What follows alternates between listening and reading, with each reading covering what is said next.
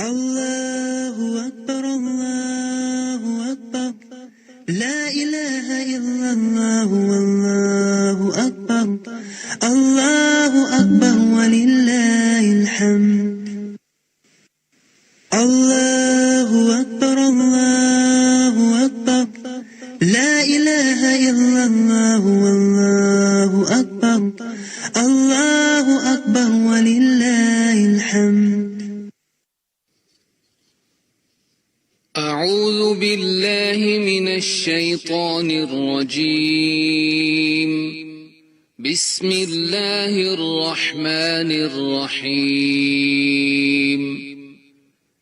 الحمد لله رب العالمين الرحمن الرحيم مالك يوم الدين إياك نعبد وإياك نستعين اهدنا الصراط المستقيم صراط الذين أنعمت عليهم غير المغضوب عليهم ولا الضالين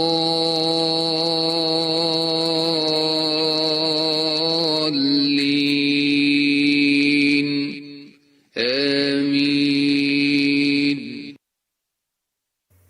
السلام علیکم ورحمۃ اللہ وبرکاتہ. الحمد للہ رب العالمین والعاقبۃ للمتقین والصلاة والسلام علی سید المرسلین وعلی آلہ وصحبہ ومن تبعہم بإحسان الی یوم الدین. اما بعد فاعوذ باللہ من الشیطان الرجیم. بسم اللہ الرحمن الرحیم.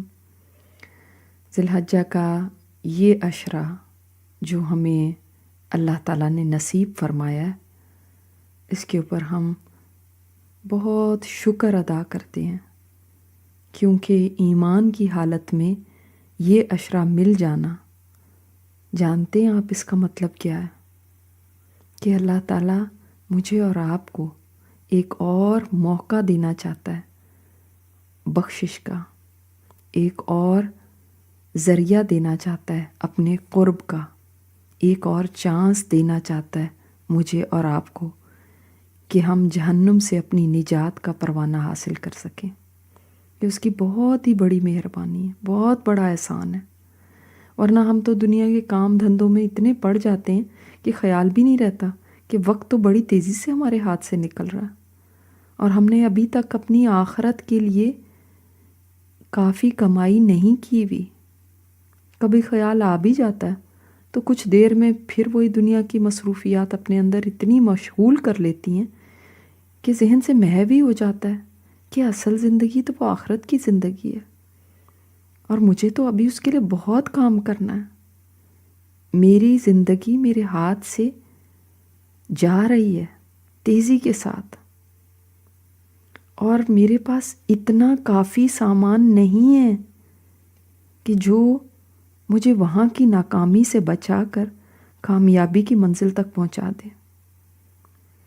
کیا آپ سمجھتے ہیں کہ آپ کے پاس کافی نیکی ہے آخرت کے دن کے لیے؟ اگر نہیں تو دیر کس بات کی ہے؟ لگ جائیں اس راستے میں اور خود کو کھپا دیں ان دنوں میں، کیونکہ ان دنوں میں کیا گیا چھوٹا سا عمل بھی اللہ تعالیٰ کو بہت محبوب ہے. کل ہی ہم نے اس پہ بات کی تھی کہ صرف وہ شخص آپ سے آگے نکل سکتا ہے جو اللہ تعالیٰ کے راستے میں اپنی جان اور مال سب کچھ ہی لٹا دے، اس کے پاس کچھ بھی نہ رہ جائے سوائے اس کے. کوئی اور بھی عام دنوں کی نیکی ان دنوں کی نیکی سے بڑھ نہیں سکتی. پھر تو ہمارے شوق کا عالم کیا ہونا چاہیے؟ ہمیں نیکیوں میں دوڑ دوڑ کے حصہ لینا چاہیے، اور ویرائٹی آف نیکیاں کریں، یعنی ہر قسم کی نیکی میں اپنا حصہ ڈالیں. جیسے لوگ انویسٹمنٹ کرتے ہیں تو ڈیفرنٹ جگہوں پہ پیسہ لگاتے ہیں، صرف ایک جگہ پہ نہیں لگاتے. کیوں؟ اس لیے کہ اگر یہاں سے پروفٹ نہ ہوا تو دوسری جگہ سے ہو جائے گا، دوسری جگہ سے نہ ہوا تو تیسری جگہ سے ہو جائے گا. تو آپ کی نیکی بھی ہر طرف پھیلی ہونی چاہیے. یہاں بھی انویسٹ کر دوں، وہاں بھی کر دوں، کیونکہ آخرت کے بازار میں نہ جانے وہ کون سی نیکی ہے جو بھاری تل جائے، کوئی پتہ نہیں ہے۔ ہو سکتا ہے کسی کو اللہ کی خاطر کھانا کھلا دینا ہی وہاں پہ بہت بھاری تل جائے، ہو سکتا ہے کسی کی ہیلپ کر دینا، یہی کام وہاں پہ سب سے بھاری تلے، ہو سکتا ہے کوئی نفلی نماز ہو جو پابندی سے پڑھی گئی اور وہ بہت بھاری تلے، یا قرآن پاک کی تعلیم، یا اللہ تعالیٰ کا ذکر۔ ہمیں نہیں پتہ کون سی نیکی ہے جو بہت بھاری ہو جائے گی، یا ہو سکتا ہے ہمارا اچھا اخلاق، ہو سکتا ہے ہم نے زندگی میں کسی کے ساتھ کوئی ایسی بھلائی کر دی ہو کہ وہی اس دن بہت بھاری ہو جائے۔ جیسے کہ ایک عورت نے پیاسے کتے کو پانی پلایا تھا، وہی اس کی بخشش کا ذریعہ بن گیا۔ تو ہم نہیں جانتے، لہٰذا نیکیاں کرنے میں کبھی ایک چیز پہ بھروسہ نہ کریں کہ میں تو یہ کر رہی ہوں لہٰذا مجھے تو اور کچھ کرنے کی ضرورت ہی نہیں۔ ہر جگہ پہ خود کو لگائیں، ہر جگہ پہ خود کو کھپائیں، سوچیں کہ یہ بھی نیکی، یہ بھی نیکی، میرے پاس یہ چانس ہیں، میں کیوں نہ ان کو کر جاؤں۔ اور یہ آج ریئلائز نہیں ہو رہا، مگر کل جب زندگی کی مہلت ختم ہوگی نا تو ہمیں پتہ چلے گا کہ ہمیں کتنے زبردست چانسز ملے ہوئے تھے، کتنی قیمتی تھی یہ زندگی جو ہم نے ادھر ادھر گنوا دی اور ریئلائز ہی نہیں کیا کہ ہمارے پاس یہ کتنا زبردست خزانہ ہے جس سے ہم اپنی جنت بنا سکتے ہیں۔ ایک شاعر نے حالی کے نام سے ایک بڑی زبردست نظم لکھی تھی، حالی مطلب ہل چلانے والا، کسان۔ اس نظم کا خلاصہ میں آپ کے سامنے رکھنا چاہتی ہوں کہ وہ شاعر کہتا ہے کہ کسان کو اپنے کھیتوں میں ہل چلاتے چلاتے اچانک قیمتی ہیروں کا خزانہ مل گیا، لیکن کسان چونکہ ان ہیروں کی قدر و قیمت نہیں جانتا تھا تو اس نے ہیروں کو محض پتھر سمجھا۔ جب فصل پک گئی تو کسان اپنی فصل کی حفاظت کے لیے انہی پتھروں کو پھینک پھینک کے پرندوں کو اڑاتا تھا۔ اس طرح اس نے وہ سارا خزانہ ضائع کر دیا۔ ایک روز وہ کسی کام سے شہر گیا تو 2-3 پتھر بے دھیانی میں ساتھ لے گیا۔ جب اس کا گزر جوہریوں کے بازار سے ہوا تو ایک جوہری نے اس کو بلا کے پوچھا، کیا یہ ہیرے بیچنا چاہو گے؟ کسان نے تعجب سے جواب دیا، کون سے ہیرے؟ جوہری نے کہا، یہ جو تمہارے ہاتھ میں ہے۔ کسان نے یہ جب بات سنی اس کو اتنا صدمہ پہنچا کہ وہیں کھڑے کھڑے اس نے درد بھری آہ بھری اور وہیں گر کے مر گیا۔ سامعین کرام، کہیں آج ہم بھی تو ان زندگی کے قیمتی لمحات کو پرندے اڑانے کا کام لے کر ضائع تو نہیں کر رہے؟ یہ تو وہ انمول ہیرے ہیں جو کبھی واپس نہیں ملیں گے۔ ان میں ہم نیکیاں کما لیں گے تو آخرت کے بازار میں یہ بہت مہنگی تلیں گی، اور ان کو ہم نے گنوا دیا تو پھر یہ وہاں کسان کی طرح حسرت ہی کا نام ہو جائے گا۔ اس نظم کا شاعر کہتا ہے آخر میں کہ اے انسان، تیری زندگی کا تو ایک ایک سانس انمول ہیرا ہے، ہیرے کی طرح قیمتی ہے، جس کا اس زندگی میں تجھے احساس نہیں ہے، لیکن جب تو یہ دنیا چھوڑ کے آخرت کے بازار میں پہنچے گا تب تجھے پتہ چلے گا اس کی قدر و قیمت کیا تھی، تب اندازہ ہوگا۔ جیسے کسان جب جوہریوں کے بازار میں پہنچا تب اس کو احساس ہوا کہ میرے پاس تو کتنا بڑا خزانہ تھا جو میں نے یوں ہی لٹا دیا، کن کاموں میں اس کو گنوا دیا، پرندے اڑانے میں، ہیروں کے ساتھ پرندے اڑا رہا تھا۔ اور ہم بھی کہیں ان سانسوں کے ساتھ صرف پرندے تو نہیں اڑا رہے کہ بیکار کے کام، ادھر ادھر کے کام، जिनका कोई फ़ायदा नहीं, उनमें हम इन सांसों को इस्तेमाल कर रहे हैं। अगर हमने ऐसा ही किया तो आखिरत में जाके सिवाय अफसोस के और हसरतों के कुछ भी नहीं रह जाएगा। लेकिन उस वक्त ये गम और अफसोस कुछ काम नहीं आएंगे। आज देखें, थोड़ा सा अपने दिन का जायज़ा लें, किधर लग रहा है।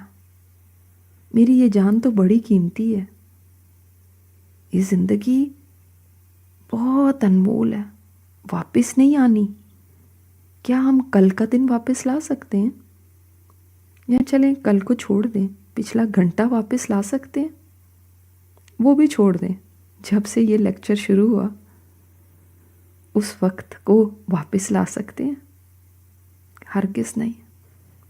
हम अरबों खरबों भी खर्च कर दें तो उसको नहीं वापस ला सकते। तो इस कीमती ज़िंदगी को सिवाय जन्नत ख़रीदने के और किसी चीज़ के बदले में ना बेचें। आप अपनी इस जान को लगा के जन्नत जैसा बेशकीमत बहुत महंगा सौदा ख़रीद सकते हैं। वो जो लाजवाल नेमत है उसको जवाल नहीं है, कभी कभी ख़त्म नहीं होगी। वो जो इतनी कीमती है कि उसमें हदीस में आता है एक कोड़ा रखने की जगह, कोड़ा समझते हैं, वो जिससे घोड़े वगैरह, चाबुक जिसको कहते हैं, कितनी सी जगह लेता होगा। वो कोड़ा रखने की जगह दुनिया और जो कुछ दुनिया में है वो सबसे बेहतर है। इतनी सी जगह भी किसी को जन्नत में मिल जाए। लेकिन सोचें कि उसका तो अदना सा जन्नती भी, सबसे छोटे लेवल का जन्नती भी इतनी बड़ी जन्नत पाएगा जितनी ये दुनिया जो कुछ इसमें है और इससे 10 गुना बढ़ के। वो जन्नत ऐसी जिसका अर्ज़ आसमान और ज़मीन के बराबर है। तो तूल कितना होगा? क्योंकि हमेशा अर्ज़ तूल से कम होता है। तो अर्ज़ ही अगर आसमान और ज़मीन के बराबर है तो आप उसकी लंबाई का अंदाज़ा कैसे लगा सकते हैं? ऐसी जन्नत जिसमें बुढ़ापा नहीं, ऐसी जन्नत जिसमें मौत नहीं, जिसमें जुदाई नहीं, जिसमें बीमारी नहीं, जिसमें गम नहीं है, एंग्जाइटी नहीं है, प्रॉब्लम्स नहीं है, कोई परेशानी नहीं, डिप्रेशन नहीं, सिवाय खुशी के और वहाँ पे कुछ भी नहीं। क्या वो जन्नत इस काबिल नहीं है कि उसके लिए हम ये ज़िंदगी लगाएं? अभी ज़िंदगी की बात छोड़ें, ये चंद दिन ही लगा दें। क्या वो जन्नत वर्थ नहीं है आपकी नज़र में कि इन दिनों को डेडिकेट कर दें हम उसको कमाने के लिए, ताकि जहाँ ज़िलहज के इन दिनों में हाजियों को अल्लाह ताला जहन्नुम से रिहाई दे दे, उनको ये खुशखबरी मिल जाए कि अल्लाह ताला ने तुमको जहन्नुम से आज़ाद कर दिया। वहाँ हमें भी घर बैठे ये खुशखबरी मिल जाए। क्या ये वर्थ नहीं है? और जहन्नुम वो जो सबसे हॉरिबल चीज़ है, उससे ज़्यादा बुरी जगह कोई नहीं। और ये कुरान कहता है कि बहुत बुरा ठिकाना है। लिहाजा जिसको जहन्नुम से निजात मिल गई तो फिर तो कोई तीसरी जगह है नहीं सिवाय जन्नत के। व फ़रीक़न फ़िल जन्ना व फ़रीक़न फ़िन नार। अल्लाह ताला ने फरमाया एक फ़रीक जन्नत में होगा और एक जहन्नुम में होगा, आग में होगा। जो आग से बचा लिया गया उसके लिए जन्नत है। और उस जन्नत को हासिल करने के लिए अपनी नेकी के पलड़ों को भारी करना होगा। और हमारे नबी सल्लल्लाहु अलैहि वसल्लम की शफ़क़त है अपनी उम्मत के लिए, जिन्होंने हमें ऐसे बहुत सारे काम बता दिए हैं जो हमारे नेकी के पलड़ों को भारी करने वाले हैं। मीज़ान में अमल तो बहुत आसानी से किए जाने वाले कामों से हो जाएगा। जो अमल आप करेंगे यहाँ पर उनमें ज़्यादा मुशक्क़त नहीं है, इसलिए क्योंकि ये मुशक्क़त भूल जानी है। अब आपको क्या रमज़ान की मुशक्क़त याद है? कुछ भी याद नहीं। अगर आप रातों को जागे तो अब आपको कौन सी थकावट हो रही है? یا کون سی تکلیف ہو رہی ہے، کچھ بھی نہیں، وہ بھول بھال گئے ہم، لیکن جانتے ہیں اس کا اجر ہمارے لیے لکھا گیا ہے۔ ہمیں شاید یاد بھی نہ ہو ہم کتنے گھنٹے جاگے، کتنی عبادت کی، مگر وہ سب اللہ تعالیٰ کے ریکارڈ میں سیو ہے، اور اس دن جا کے ملے گا انشاءاللہ۔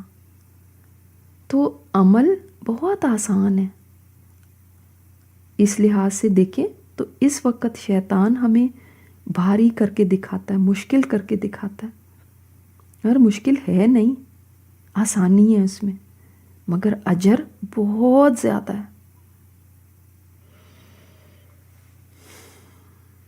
تو آج تھوڑے سے ایسے عمل دیکھتے ہیں کہ جو کرنے میں بہت آسان، اجر میں بہت زیادہ۔ ایک تو ہم سب کے ساتھ یہ ہوتا ہے کہ ہائے لوگ حج پہ چلے گئے، ہم رہ گئے، اس کے اوپر ہم بڑی حسرت کرتے رہتے ہیں، روتے رہتے ہیں، اور ہر کوئی جا بھی نہیں سکتا، ہم میں سے ہر کوئی ہر سال تھوڑی جا سکتا ہے۔ تو اب کیا کریں؟ تو فجر کی نماز پڑھ کے بیٹھے بیٹھے اللہ تعالیٰ کا ذکر کرتے رہیں، اور سورج نکلنے کے بعد 2 رکعت صرف نماز پڑھ لیں، تو اللہ تعالیٰ حج اور عمرے کا ثواب دے گا۔ گھر بیٹھے ہی اتنا بڑا ثواب مل گیا، آپ نے نہ کوئی مال خرچ کیا، نہ کوئی سفر کی تکلیف اٹھائی، نہ وہ کہیں جانے کی مشقت ہوئی، بغیر کسی تکلیف کے آپ کو یہ حج اور عمرے کا ثواب حاصل ہو گیا۔ پھر ذرا سورج تیز ہو جائے تو جیسے 9-10 بجے کا وقت ہوتا ہے، اس وقت 4 رکعت پڑھ لیں، تو اللہ تعالیٰ نے اس کے اوپر اتنا بڑا اجر رکھا ہے کہ فرمایا دن کے شروع میں جو 4 رکعتیں پڑھ لیتا ہے، باقی سارے دن میں تمہارے لیے کافی ہو جاؤں گا۔ اللہ تعالیٰ کافی ہو جائے گا۔ سبحان اللہ، اللہ ہی کافی ہے۔ کوئی بھی انسان آپ سے کہے کہ آپ یہ کام کر لیں، بس اس کے بعد مجھ پہ چھوڑ دیں، باقی سارے کام میں دیکھ لوں گا، آپ بس وہاں پہنچ جائیں، باقی آپ میرے اوپر چھوڑیں، تو آپ کو بڑی تسلی ہو جاتی ہے کہ اچھا جی اس نے یہ یقین دہانی کرا دی ہے، اور اللہ تعالیٰ آپ سے کہہ دے کہ میں تمہارے لیے کافی ہو جاؤں گا، تو پھر کوئی فکر کی بات ہی نہیں۔ لیکن یہ دیکھ لیں نا کہ یہ سب کام کرنے کے لیے ہمیں خود کو تھوڑا سا فارغ کرنا پڑے گا۔ یہ آپ سے کوئی نہیں کہہ رہا کہ آپ کچھ بھی نہ کریں، سارا دن بس اعتکاف میں بیٹھ جائیں، لیکن تھوڑا تو اپنی مصروفیات کو کم کریں۔ اگر وہی ڈیلی کا جو بزی اسکیجول ہے، جو فل ہے کاموں سے، اس کے ساتھ آپ یہ کرنا چاہیں گے تو نہیں ہو سکے گا۔ لہٰذا ضروری ہے کہ دن کے کاموں میں خود کو تھوڑا سا فارغ کریں، تب یہ کام انجام پا سکتے ہیں۔ جیسے بہت سارے فالتو کام ہمارے دن میں ہوتے رہتے ہیں، ہم یوں ہی انٹرنیٹ پہ بیٹھ جاتے ہیں، کچھ براؤزنگ کر رہے ہیں، خبریں سن رہے ہیں، فلاں کی ادھر کی باتیں کر رہے ہیں، فون ملا لے رہے ہیں تو وہاں پہ آدھا گھنٹہ لگ گیا۔ اسی طرح شاپنگ کرنے چلے گئے تو 2-4 گھنٹے اس میں گزر گئے، تو ہم اپنے آپ کو تھکا دیتے ہیں۔ پھر اس کے بعد جب آپ ایگزاسٹ ہو جاتے ہیں تو نیکی کرنا بھی مشکل لگنے لگتا ہے۔ پھر اس کے بعد یہی ہوتا ہے کہ شیطان کہتا ہے کوئی بات نہیں، کون سا فرض ہے، ان دنوں میں سب سے مشکل بات یہی ہے۔ دیکھیں رمضان میں تو روزے فرض ہیں، تو آپ کو پتہ ہے کہ میں نے رکھنے ہی ہیں۔ ان دنوں میں شیطان کہتا ہے کون سے فرض ہیں، چھوڑو، ایک رکھ لیں گے۔ آپ کو منیمم سے منیمم پہ لے جانے کی کوشش کرے گا۔ اسی طرح یہ سنتیں کون سا فرض ہیں، یہ تو سنت ہی ہے، نفل ہی ہیں، کیا فرق پڑ گیا اگر نہیں بھی کیا۔ ہاں تو آج تو واقعی کوئی شاید فرق نہ پڑے، مگر آخرت میں جب نیکیاں تلنے لگیں گی نا، تب پتہ چلے گا کہ کتنا بڑا فرق پڑتا ہے۔ جہاں پہ ایک مسکراہٹ بھی تلے گی، جہاں پہ ایک سبحان اللہ بھی تلے گی، جہاں پہ کسی کو سلام کرنا بھی تلے گا، وہاں پتہ چلے گا ان چیزوں کا ویٹیج کیا تھا، کیا وزن تھا ان کا، اور میں نے یوں ہی چھوڑ دی۔ میرے پاس کتنے ہی دن تھے، کتنے ہی گھنٹے تھے، میں نے یوں ہی ویسٹ کر دیے، اس کسان کی طرح جس کو ہیروں کی قدر ہی نہیں تھی، پتہ ہی نہیں تھا کہ یہ ہیرے ہیں۔ ہمیں بھی پتہ ہی نہیں ہے کہ یہ جو ہماری سانسیں ہیں، یہ کہاں تک ہمیں فائدہ دے سکتی ہیں؟ بس سانس بند ہو جائے گی تب بک بھی بند، اعمال نامہ بند، تب کچھ اس میں اضافہ نہیں کر سکیں گے۔ تو آج جس حالت میں بھی ہیں، چاہے آپ کتنے بھی مصروف ہیں، اور سبھی مصروف ہیں، ہر ایک بندہ کہتا ہے میرے پاس ٹائم نہیں، لیکن ہم نے ٹائم نکالنا ہے، انہی دنوں میں ہم نے ٹائم نکالنا ہے، ورنہ یہ دن بھی گزر جائیں گے۔ یہ دن کسی کا بھی انتظار نہیں کریں گے کہ جی آپ فارغ ہوں تو آپ نیکی کوئی کریں۔ اس میں اپنے راستے میں آنے والی ہر نیکی کو حاصل کرنے کی کوشش کیجیے، چاہے وہ بندوں کے ساتھ ہے، چاہے وہ اللہ کا ذکر ہے، چاہے وہ عبادات ہیں۔ آپ دیکھیں اسی طرح ظہر سے پہلے اگر آپ 4 رکعتیں سنت پڑھ لیتے ہیں، جو ہم میں سے اکثر پڑھتے ہی ہیں، اور ظہر کے بعد بھی اگر آپ 4 پڑھ لیتے ہیں تو اللہ تعالیٰ آپ کو جہنم پر حرام قرار دے دے گا۔ تو کتنی بڑی سعادت ہے۔ تو ہم 4 پہلی تو پڑھتے ہیں، بعد میں ہم 2 پڑھتے ہیں جو سنت موقدہ ہے۔ ان دنوں میں تھوڑا سا اضافہ کر لیجئے، ان 2 کو 4 بنا لیں، تو آپ دیکھیں گے اتنی بڑی بشارت جو آپ صلی اللہ علیہ وسلم نے دی ہے وہ ہمارے لیے ہو جائے گی۔ تو کچھ ایڈ کریں اپنی ڈیلی عبادات میں، یہ نہیں کہ جو روز کرتے تھے وہی کرتے رہیں۔ اب سوال یہ ہے آپ نے کیا ایڈ کیا ہے؟ ظاہر ہے جو جس پوائنٹ پہ ہے اس پہ وہ نہیں رہے، ایک قدم آگے بڑھائیں۔ اب ہر ایک ڈیفرنٹ جگہوں پہ ہے نا، ڈیفرنٹ درجوں پہ ہے۔ جو ابھی تک فرض نماز بھی نہیں پڑھ رہے تو میں ان کو نہیں کہوں گی کہ وہ یہ ایڈ کر لیں اور یہ شروع کر دیں، نہیں، وہ پہلے اپنے فرضوں پہ توجہ دیں کہ ہم نے اپنی 5 فرض نمازیں لازمی پڑھنی، ایک بھی نہ چھوٹے۔ وہ اس کی سخت پابندی کریں۔ جو لیٹ کر کر کے پڑھتے تھے، پڑھ تو لیتے تھے لیکن ہمیشہ لیٹ، وہ اول وقت میں پڑھنے کی کوشش کریں، اس لیے کہ کاموں میں سے افضل کام ہے اول وقت میں نماز پڑھنا۔ تو اگر بعد میں بھی پڑھ لیں گے ہو تو جائے گی، مگر وہ نماز نہیں ہوگی اجر میں جو اول وقت میں پڑھی گئی نماز ہوگی۔ لہٰذا جو ہی اذان ہو آج کل یہ کوشش کریں کہ میں فوراً پڑھ لوں تاکہ میرا اجر زیادہ لکھا جائے۔ جتنا ڈیلے کریں گے اجر میں کمی ہوتی چلی جائے گی، لکھ لی جائے گی، ہو جائے گی، یہ نہیں میں کہہ رہی کہ نہیں ہوگی، لیکن کیا فائدہ، ہم نے پڑھنی تو ہے ہی، تو کیوں نہ شروع میں ہی پڑھ لیں، سوائے عشاء کی نماز کے، اس کو آپ ڈیلے کر سکتے ہیں، اور اس کو ڈیلے کرنا بہتر ہے، مگر آدھی رات کے بعد نہیں۔ اس میں بھی اتنا ڈیلے نہ ہو کہ تہجد کا وقت ہو جائے۔ اسی طرح جو نمازوں کی پابندی بھی کرتے ہیں وہ پھر اپنی سنتیں بڑھا لیں، اپنا خشوع بڑھائیں، اپنا فوکس بڑھائیں، نماز میں ایڈ کریں کچھ نہ کچھ، تاکہ قیامت کے دن اگر نمازوں میں، فرض نمازوں میں کمی بیشی ہوگی نا تو انہی سنتوں اور نوافل سے پوری کی جائے گی۔ تو ہمیں تو یاد بھی نہیں ہے جب ہم بالغ ہوئے تھے، ہمارے اوپر جو نمازیں فرض تھیں ہم نے پھر ان کو کس طرح ادا کیا، اتنی سمجھ ہی نہیں تھی اس وقت، ان میں کوئی خشوع تھا بھی کہ نہیں، ان میں کتنی کمیاں بیشیاں تھیں، آج تک بھی خشوع نہیں پا سکے۔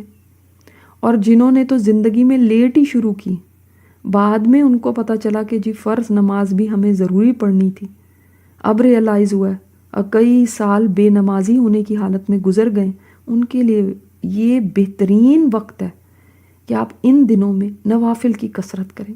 یہی جو سنتیں میں آپ کو بتا رہی ہوں یہ بھی پڑھیں، نوافل بھی پڑھیں کثرت سے، تاکہ ان دنوں کی جو کمیاں ہیں وہ پوری ہو جائیں۔